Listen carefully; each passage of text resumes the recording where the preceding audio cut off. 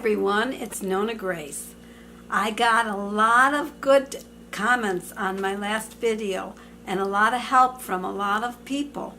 I wrote down what was suggested, and you know what? You people are so darn good and helpful. Good grief. But anyways, this first name, I'm not even sure how to pronounce it, but it's I'll spell it. It's Therese, and then the letter J for her other part of it. Therese? I don't even know how to say it. But anyway, she suggested I talk about the crocheting projects and where I find my patterns. And a lot of them come from the YouTube channels, and I always look for something that's simple.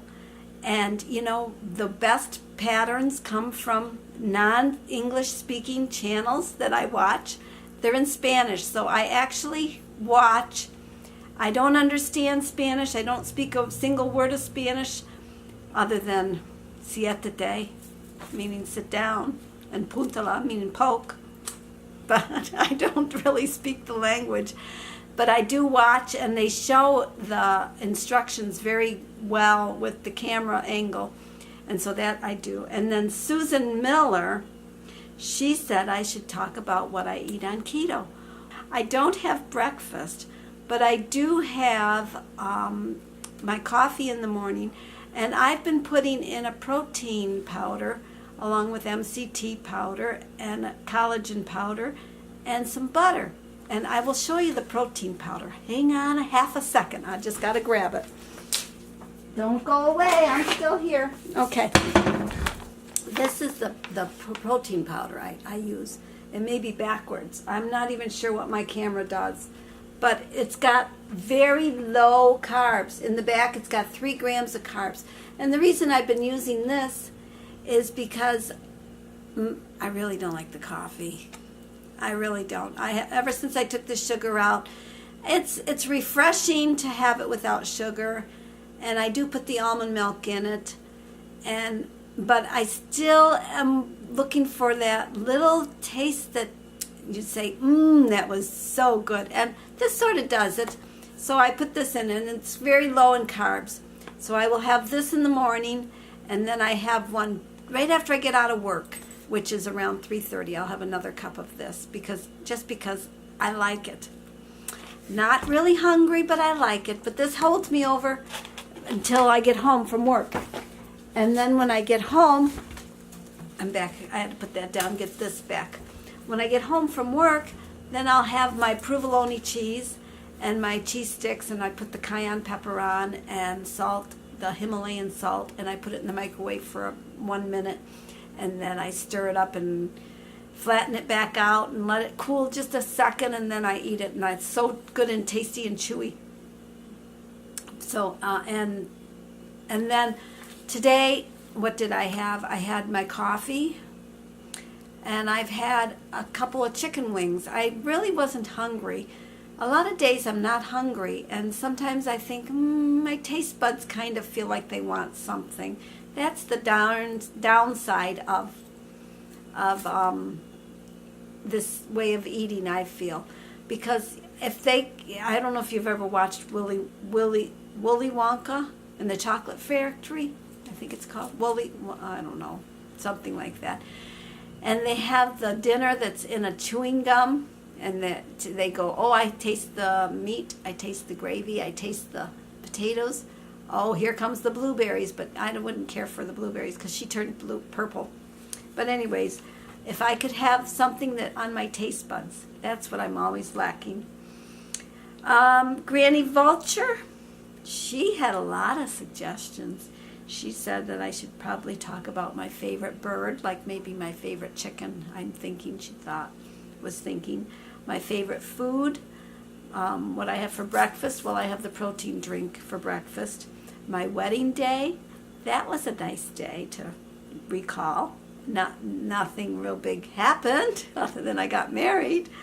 And my favorite color, well, that's pretty much changed from blue to red as my hair has gotten a different color.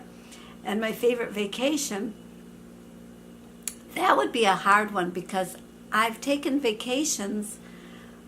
When I was single, I went on a few vacations, and with my husband, we go on. We take a vacation, but it's on the motorcycle, which is a fun trip. I should show you some of the footage that I've taken on the flip camera, because I carry the flip camera and I take the footage of the trip as we go.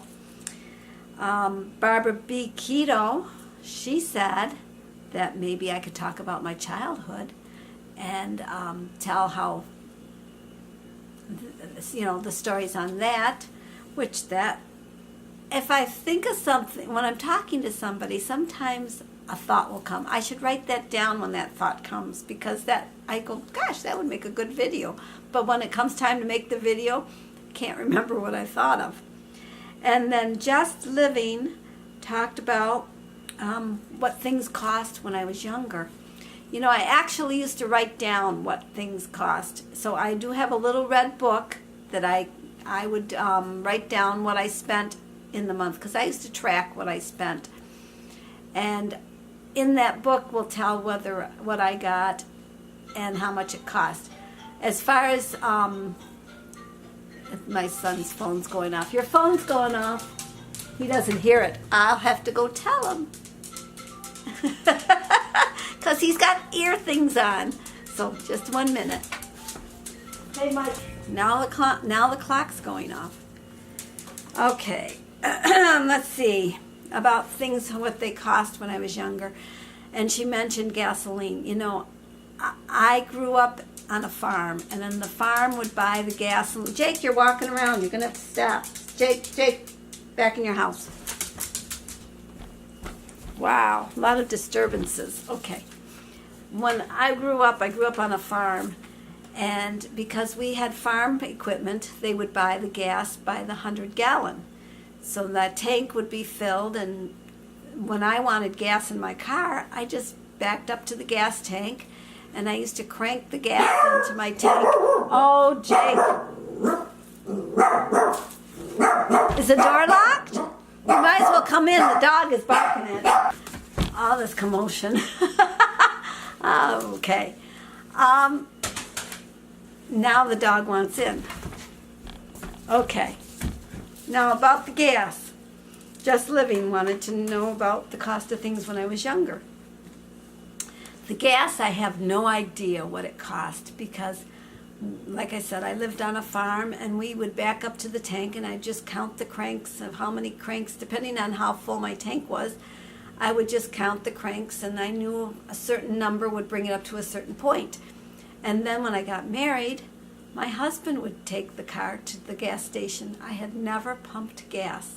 And even today, when my car needs gas, Jim will take it down and get the gas put in, or I go to Mancuso's, which is a gas station, and they pump it for you, so I don't have to pump it. And they just tell me how much.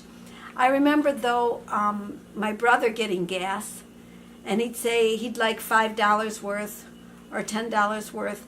That would get you nothing today, whereas that would possibly fill his tank. If he had half a tank and he wanted $10 worth, his tank would be full. So that's the difference that I've noticed with gas today. But I don't fill my tank unless I really have to. And the gas right now, my husband tells me, is around $2 and a little over 50 cents, something like that. We were up to and over $3 in the summer. So gas is pretty expensive to put in your vehicle. I live in an area where they pay high gas prices. If I go to Ohio or even Pennsylvania, it's cheaper.